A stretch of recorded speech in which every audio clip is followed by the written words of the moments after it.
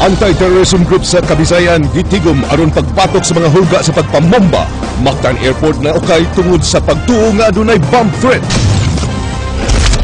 Biktima sa makadaghan nga pagpanglugo samtang ubos sa Witness Protection Program sa Department of Justice bigawas aron barugan ang iyang reklamo batok sa marshal nga nagbantay kaniya. Health officials mipahimangno batok sa mga sakit dala sa ting-uwan. Kaso sa dengue sa Kabisayan misaka na.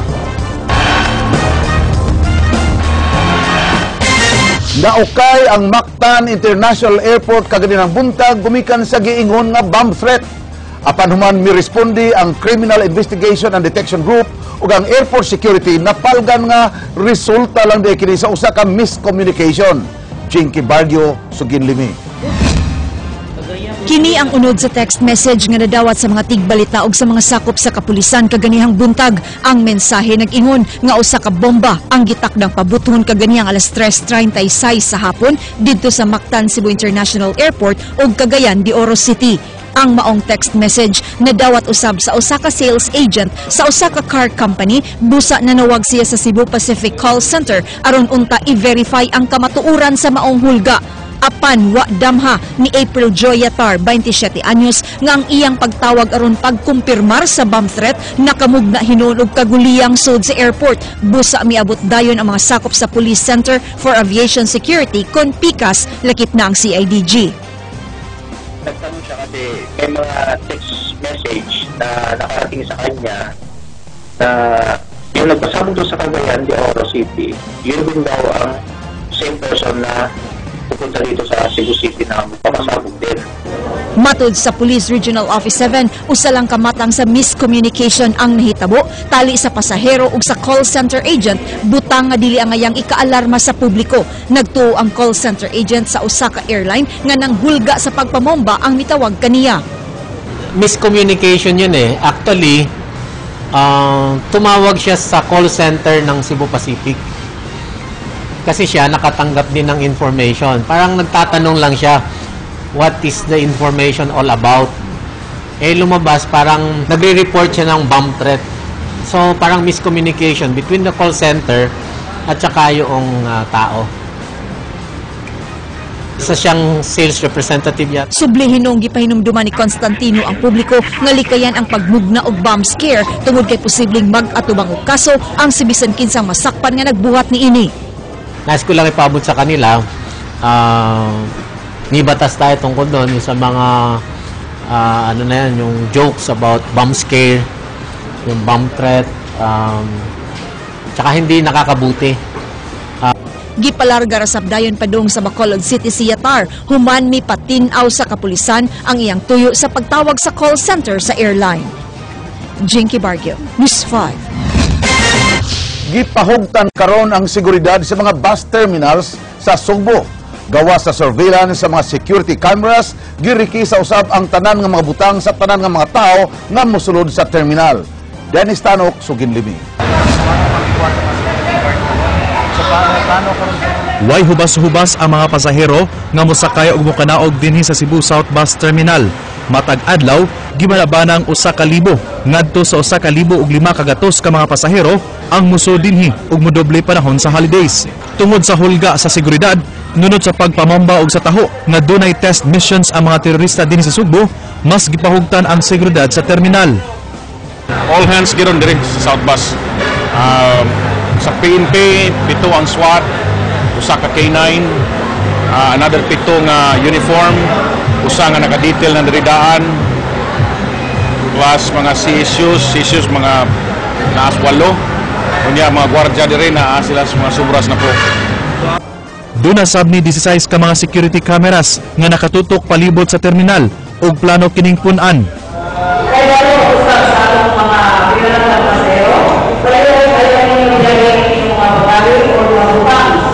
Matag 15 minutos, adunay pahimangno ngadto sa publiko pinaagi sa public address system.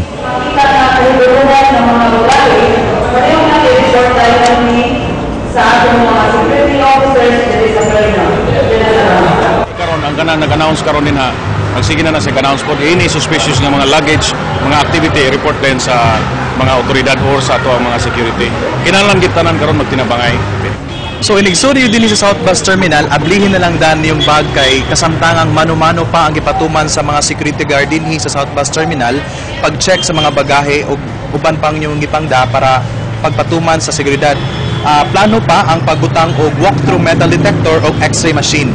Ay man, para safe ang mga pasahero. Mausab ni ang gipatuman dinhi sa Cebu North Bus Terminal nga nihimutang sa barangay Subang Dako.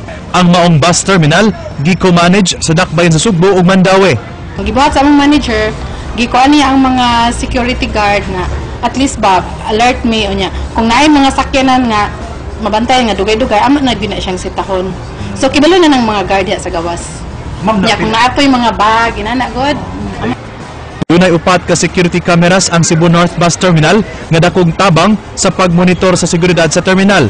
Apan guba ang tulo niini. Ilang gilauman nga matud ang replacement niini sunod semana. Dennis Tanok, News 5.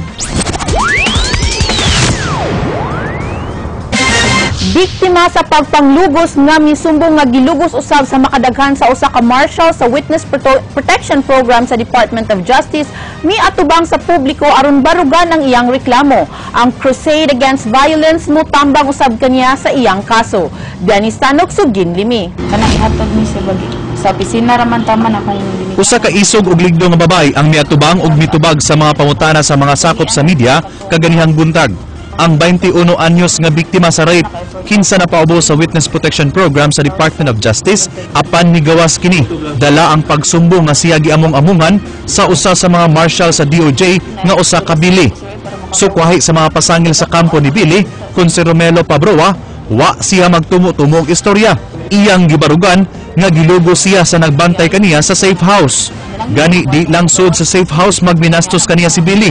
Hasta na sa sakyanan sa panahon nga siya dunay hearing ug adlaw nga hatod siya sa buhatan sa WPP kunting bisita sa iyang mga ginikanan.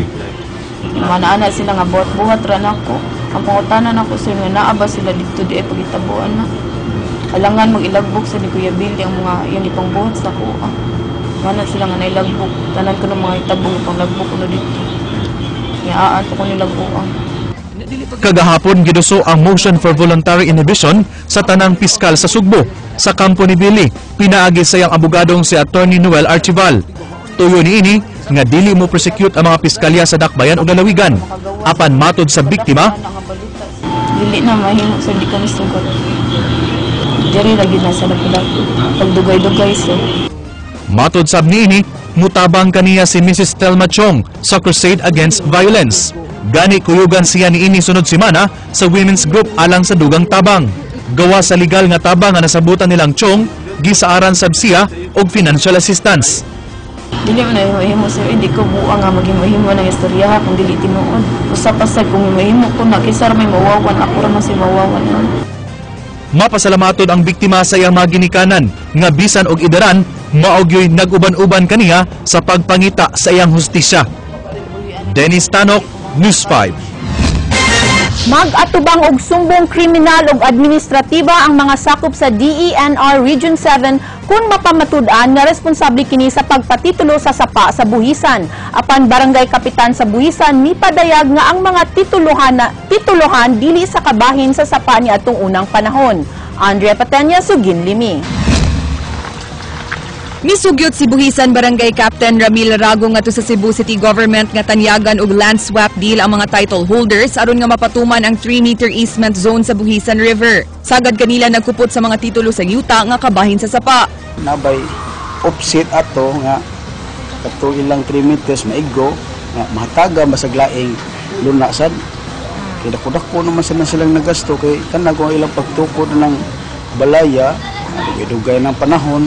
Apan buot pa karong ipasusi sa syudad ang kamatuuran sa mga titulo sanglit questionable ang legalidad niini. Ubo sa Commonwealth Act No. 141 kun ang Public Land Act of the Philippines, di mahimong matituluhan ang usa ka sapa sanglit gikonsiderar kini nga usa ka public land. Mao nga dakong katingalahan karon ang kasayuran nga matud pa adunay gibana-banang 80 ka mga individual nga adunay titulo sa pipila ka bahin niining Buhisan River. Mato di Barangay Kapitan Rago, adunay mga yuta duol sa Buhisan River nga wa pay labot sa sapa sa una hinungdan nga natituluhan. Panahon sa akong lolo, Yung napita din, hikuan siya. Yung din napita. Kanang 6734, dili yun sa sapa. O, ang sapa yun, kanang gikan sa main road, mo yun ay nakuha sa sapa. Mo ni pag-agi sa tubo sa MCWD ba. Paghuman na sa kuhan kanang dam sa 2012, mo to na hinahinay ito siya kan ang yuta hanto na himo siyang sapa. Sa text message sa Information Officer sa DENR Region 7 Eddie Liamedo na mahayag kini nga tagsa-tagsaon nilag imbestigar ang matag titulo. Ilang ipakansilar ang mga titulo sa Office of the Solicitor General aron mabalik ang ownership sa gobyerno. Dugang niya posibleng mag-atubang og kasong administratiba o kriminal ang mga empleyado sa DENR nga mitabang sa pagpatitulo sa maong sapa. Ang mga namuyo dapin sa Buhisan River nga way mga titulo sa yuta, ni padayag nga andam silang mamalhin kung aduna nay relocation site. Basta magsagunso na ang uwan, ma'am. Grabe jud siya mo, awas jud siya. Basta kay puno naman kuno ang damo, may ingon nila. Asa man tutob ang tubig? Diri, anak man to diri pag Martes. Karon lang yung baguhay, awas. Ato na, makwit nito sa kong ugangan. Mato di Kapitan Rago, duna na sila nakitaan nga 1 hectare relocation site sa sitio Taytayan. Padayon pang nakig-negotiate ang Department for the Welfare of the Urban Poor sa pamilyang Guerrero aron sa pagpalit ni ini. Samtang wapay relocation, gipamutol sa mga opisyales sa barangay ug sa mga sakop sa VECO ang mga punuan sa kahoy nga delikado nga mga tumba. Nanawagan sab si Rago ngadto sa syudad sa Sugbo nga unta paspasa na ang road widening sa ilang barangay aron nga makaagi ang heavy equipment nga maoy moody silt sa Buhisan Dam.